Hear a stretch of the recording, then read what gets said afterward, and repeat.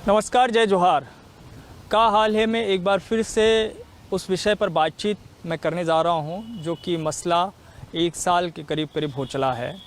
दिवंगत पंचायत शिक्षक संघ के जो परिजन हैं, जो अनुकंपा नियुक्ति की मांग को लेकर के आंदोलनरत रहे हैं, 1 साल का वक्त करीब बीतने जा रहा है, लेकिन अब तक जो है अनुकंपा नियुक्ति पे कोई फैसला सरकार नहीं ले पाई है। कमेटी का गठन भी किया गया था, कमेटी ने अपना जो है निर्णय दे भी दिया है, लेकिन निर्णय क्या दिया है वो अब तक सार्वजनिक नहीं हुआ है।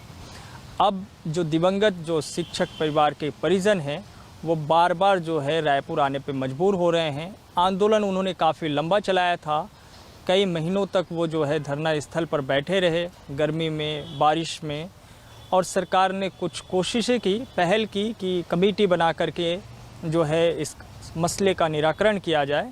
कमेटी बनाई भी गई, लेकिन निराकरण जो है किस रूप में हुआ है ये अब तक इनके न तो परिजनों को पता है और ना ही बाकी लोगों को। अब ये वापस कोशिश कर रहे हैं क्योंकि शिक्षा सत्र की शुरुआत हो गई है, वक्त काफ़ी लंबा हो चला है और ज़्यादातर लोग जो है आर्थिक रूप से बहुत ज़्यादा कमज़ोर हैं। खेती किसानी वाले परिवार से आते हैं, खेतीहर मजदूर परिवार से आते हैं। ऐसे में जो पढ़े लिखे युवा हैं, जो कि ये तमाम जो हैं, वो इस आस में बैठे हुए हैं कि शायद जो उनके परिवार के सदस्यों ने खोया है उसकी भरपाई कहीं से हो जाए, अनुकंपा नियुक्ति नौकरी के तौर पर। बातचीत की शुरुआत जो इनके संघ के अध्यक्ष हैं माधुरी जी, उनसे करते हैं। माधुरी जी, अभी करीब 1 साल बीतने जा रहा है, अभी हाल का है? अभी सर 1 साल हो गया है, लेकिन अभी हमारे लिए सीएम साहब के द्वारा कोई भी अभी आदेश जारी नहीं हुआ है। हम लोग जिस परिस्थिति से गुजर रहे हैं, हमारी स्थिति बहुत दयनीय है। हम बार रायपुर आ रहे हैं, हमारे पास तो इतना पैसा भी नहीं है, हम उधारी ले के पैसा और आते हैं कि कम से कम हमारी जो बात है सीएम साहब तक पहुँचे और हमारा निर्णय जल्दी हो जाए। और अभी हम सर 5-6 दिन से यहीं पड़े हुए हैं, सभी कैबिनेट मंत्री हैं, सभी हमारे जो महोदय विधायक जी हैं, सभी को हम आवेदन दे रहे हैं, लगातार गुहार लगा रहे हैं कि जल्द से जल्द हमारे पक्ष में निर्णय आए। और मंत्रालय के बार में वरिष्ठ अधिकारियों के पास जा के भी हम निवेदन कर रहे हैं कि जल्द से जल्द हमारा निर्णय लीजिए आप और हमारे हित में आप जल्द से जल्द आदेश जारी करवाइए। अभी जो कमेटी गठित की गई थी सितंबर के महीने में, उस कमेटी से कोई मतलब बातचीत आप लोगों की हुई है क्या? दोबारा कुछ निर्णय के बारे में बताएं आप लोगों को। सर बार में जा के हम, हमारी अध्यक्षा हैं पिल्ले मैडम, उनके पास भी हम बहुत ही अपनी दयनीय स्थिति को हमने बताया भी और उनसे गुहार भी लगाई कि मैम हमारे हित में आप निर्णय लीजिए। और लगभग हमको ऐसा लग रहा है हमारे जो मतलब बच्चे और हम जो यहाँ अनुकंपा पीड़ित परिवार हैं, जो भी हमको लग रहा है कि जो मैडम है हमारे हित में लगभग निर्णय ले चुकी हैं। और हम सीएम साहब से सिर्फ ये गुहार लगा रहे हैं कि आप जो ये 7 तारीख की कैबिनेट है इसमें हमारे लिए आप निर्णय लीजिए, क्योंकि हम लोगों की स्थिति बहुत दयनीय है और हम योग्यता अनुसार हमको अनुकंपा नियुक्ति चाहिए सर। हम ये नहीं कह रहे हैं कि शिक्षक ही बना दीजिए। जी नहीं सर, हमारी जो योग्यता है उसी आधार पे हमको नियुक्ति दिया जाए। और ऐसे कितने प्रकरण हैं? सर 1269 है जो ऐसे प्रकरण हैं, जो पीड़ित परिवार है, जो बहुत सी तो ऐसी हमारे बीच में महिलाएं हैं जो दूसरे के यहाँ झूठे बर्तन साफ कर रही है, कपड़े धो रही है। तो सर मैं ये बस सीएम साहब से ये निवेदन करती हूँ कि वो सब जगह संवेदनशीलता दिखा रहे हैं तो हमारे लिए भी थोड़ा संवेदनशीलता दिखाए और हम जो पीड़ित परिवार है उनको न्याय करें, उनके साथ न्याय करें और हमको अनुकंपा नियुक्ति दिया जाए, हमारे मुखिया की जगह दिया जाए। यही मैं निवेदन करती हूँ। क्या नाम बेटा आपका? एम रूपा सर। अच्छा, कहाँ तक पढ़ी हैं आप? मैं 12th की हूँ सर। क्या हुआ था आपके परिवार के साथ? सर मैं शुरू से ही पापा नहीं थे और मम्मी का डेथ 2008 में हुआ था। उसके बाद मैं बहुत छोटी थी तो मैं मौसी लोग के यहाँ पली बढ़ी हूँ। उसके बाद अभी बस मतलब मौसी का तबीयत ख़राब हो गया था, उस वजह से फिर मैं आगे पढ़ नहीं पाई। अब मैं दूसरों के यहाँ काम करती हूँ। तो क्या माता जी शिक्षक थी? जी। अच्छा, 2008 में उनका निधन हो गया था। कैसे निधन हुआ था? जी तबीयत ठीक नहीं था जी। और उसके बाद से फिर आपकी पढ़ाई भी छूट गई? जी जैसे तैसे करके मौसी ने पढ़ाया है, लेकिन जब मौसी की तबीयत ख़राब हुई तब से फिर मैं नहीं पढ़ पाई जी। और अभी उम्मीद है कि कोई नौकरी मिल जाए? जी उम्मीद है कि नौकरी मिल जाए तो आगे की पढ़ाई कर कुछ ना कुछ आगे कर पाएँ, आगे का जीवन यापन के लिए कुछ एक सहारा हो जाएगा ऐसा। कहाँ रहती हैं आप? मैं WRS कॉलोनी में रहती हूँ जी। अच्छा, आपका क्या नाम है? जी सर, गीता साहू, गीता। कहाँ रहती हैं आप? पाटन में सर। जब मुख्यमंत्री जी के क्षेत्र से हैं। जी सर। क्या हुआ था आप लोग परिवार के साथ? सर जी, मेरे पापा 2016 से एक्सपायर हो गया और आज 7 साल हो गया। मेरे 2 छोटे छोटे भाई हैं, उसके पढ़ाई के लिए पैसा नहीं है। अब मैं ही घर की सबसे बड़ी हूँ, मम्मी भी कुछ काम नहीं कर पाती, वो भी पैर से थोड़े विकलांग हैं। और बस चाहती हूँ कि जल्दी से कहीं कुछ प्रयास किया नौकरी को लेकर? जी सर की, लेकिन नहीं हुआ। कभी मुख्यमंत्री जी से कोई मुलाकात चुकी? आप तो उसी इलाके की। जी सर, 2 बार कर चुकी हूँ मैं। बस वो आवेदन लिए और बोले कि होगा, ऐसा करके बोलते थे बस। अभी बस उम्मीद में बैठे हैं। जी सर, उम्मीद में बैठे हैं। आप बताइए आपके बारे में। जी, मैं भुवनेश्वर ठाकुर, मोहल्ला मानपुर से हूँ। मेरे पिताजी वर्ग शिक्षाकर्मी थे और 2014 में डेट हुआ है। जब से आवेदन दे रहे हैं BO में, CO में, जनपद में, जिला पंचायत में, तो अभी तक आश्वासन ही मिल रहा है, निराकरण नहीं हो रहा है। और मेरा परिवार बहुत मतलब मैं विकलांग भी हूँ, मेरे परिवार को चलाने के लिए कोई वो नहीं है। मेरे 5 भाई बहन हैं हम लोग, और परिवार में जो ना रहने खाने पीने का व्यवस्था नहीं हो पा रहा है, तो क्या करें सर। अभी क्या करते हो? अभी मैं बस थोड़ा सा खेती है उसको कर रहा हूँ सर। ऐसे 12th पास हूँ मैं और कंप्यूटर भी किया हूँ। हाँ, और अच्छा, उसके बाद से फिर कहीं कोई ऐसा जॉब अब कहीं से कोई मिला हो? नहीं मिला है सर कुछ। जी, आप क्या करते हैं? सर मेरा भी वैसा ही कृषि है, थोड़ा ज़मीन था। मेरे पिताजी का देहांत 2017 में हुआ है। अच्छा, कहाँ पदस्थ थे पिताजी? पिताजी कबीरधाम जिले के पंडरिया से कुई कुकदूर में पदस्थ थे। और आपका निवास कहाँ है? कुई कुकदूर ही है। अच्छा, वहीं है। कैसे क्या हो गया था? पिताजी का आकस्मिक निधन हुआ सर। स्कूल के दौरान छुट्टी हुआ, उसके बाद घर आए, उसके बाद उसको अस्पताल ले गए तो रात्रि में ख़त्म हो गया अटैक में। उसके बाद मेरे आर्थिक स्थिति बोझ हो गया, दोनों बहन शादी करने वाले थे और सगाई भी हो गया था, तो उधारी लेकर उसका शादी किया। और उसके बाद अपने दादा दादी के साथ रहा, मम्मी उसके साथ है और मैं इधर उधर जिला पंचायत बार बार जा रहा हूँ सर। तो नियम का हवाला दे रहे हैं मात्र। मेरा पढ़ाई करीब D.Ed हो चुका है सर, और BSc कंप्लीट और कंप्यूटर भी कर चुका हूँ। तो बोल रहे हैं टेट लाओ, तो टेट क्वालिफाइड ऐसा नहीं होता सर कि छोटा नहीं है वो, पढ़ने के लिए पैसा भी नहीं है, आर्थिक स्थिति अत्यंत दयनीय है सर। उसके बाद अभी फ़िलहाल मतलब खेती वेती है? खेती थोड़ा सा दादा के नाम में है सर, लेकिन वो हमें नहीं देते, क्योंकि वो घर चलाएंगे, वो देंगे तो क्या करेंगे वो। तो थोड़ा सा काम बाहर में आकर रोज़गार कर लेते हैं, उसके बाद घर को थोड़ा थोड़ा चलाते हैं। तो और आप कहाँ से हैं? सर मैं नाथ गाँव से हूँ। मैं अपने मतलब पापा के जाने पर, पापा का डेथ तो लगभग 2018 में हुआ था। उसके बाद मतलब मेरी स्थिति एकदम दयनीय हो गई। जो कुछ भी मतलब भरण पोषण का जिम्मेदारी था वो मेरे पापा के बस में था। बट पापा के जाने के बाद एकदम बोला जाए तो मेरा स्थिति एकदम दयनीय हो गई। उसके बाद ना हम लोग अपने नाना नानी के घर आ गए, क्योंकि अब जितना भी मतलब 2018 से हुआ है मेरे पापा का डेथ, तो उसके बाद से जो भी हमारा भरण पोषण हो रहा है वो मेरे नाना ही कर रहे हैं। और मैं अब अभी वर्तमान में भी अपने माँ मामी के साथ रहता हूँ, वहीं पढ़ाई कर रहे हो कि नहीं? यस सर, हो गया है। मतलब 12वीं के बाद कंप्यूटर किया हूँ, कंप्यूटर तक हुआ है, और बाकी उसके बाद और पढ़ रहा हूँ सर D.Ed। Yes sir. अच्छा, आप कहाँ से हैं? मैं अम्मागढ़ चौकी से हूँ। मेरा नाम चंपेश्वर सिंह कुंवरते है। मेरी बड़ी बहन जो कि शिक्षिका थी वर्ग 2 में, उनका क्या है आकस्मिक निधन हो गया। क्या शादी हुई थी कि नहीं? नहीं, अनमैरिड थी। एक ही जन थी जो परिवार को चलाती थी। मम्मी क्या है अनपढ़ है, वो तो कुछ काम वाम नहीं कर सकती। पापा भी बहुत पहले सन 93 में एक्सपायर हो गए थे। तो इस कारण क्या है आर्थिक स्थिति बहुत कमज़ोर है। अब मेरा योग्यता तो अभी इतने सारे जो वैकेंसीज निकले थे शिक्षाकर्मी को लेकर, बाकी आप लोगों ने उसमें कोई प्रयास नहीं? प्रयास किए हैं सर, जितने भी प्रतियोगिता परीक्षा है उसमें है, लेकिन अब सफल हो गए जी। प्रयास अभी भी चल रहा है, जो भी प्रतियोगिता परीक्षा जो दिला रहे हैं उसके लिए भी।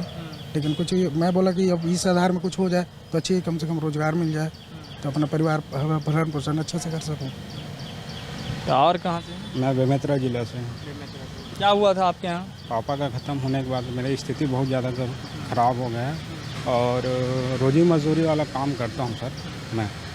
हाँ नहीं, लेकिन अभी देखिए सरकार का ये भी एक तर्क रहा है ना कि उस समय कोई ऐसा नियम नहीं था कि जो पंचायत के जो लोग हैं जो नियमित नहीं हैं, शासकीकरण जिनका नहीं हुआ है, उनको अनुकंपा नियुक्ति का प्रावधान हो, ऐसा तो था नहीं। तो आप लोगों को ये पता रहा होगा, बताए रहे होंगे? नहीं, हमको पता नहीं था। अच्छा, आप कहाँ से आई हैं? मैं मानपुर ब्लॉक से हूँ सर। अच्छा, मानपुर। हाँ सर। मैं तो उधर का क्या हाल है अभी? मेरा नाम कुमेश्वर ध्रुवे है सर। मेरा बड़े भाई टीचर में था सर, अचानक डेथ हो गया सर। जब से डेथ हो गया तब से हमारे घर की स्थिति इतनी दयनीय हो गई सर। नहीं, मतलब क्या करते हैं परिवार के लोग? ज़्यादा खेती नहीं है सर, ये खेती करके ही। उधर मानपुर इलाके में क्या हाल है अभी, क्या बदला है उधर? कुछ बदलाव दिखता है कि नहीं दिखता है आपके इलाके में? हाँ सर।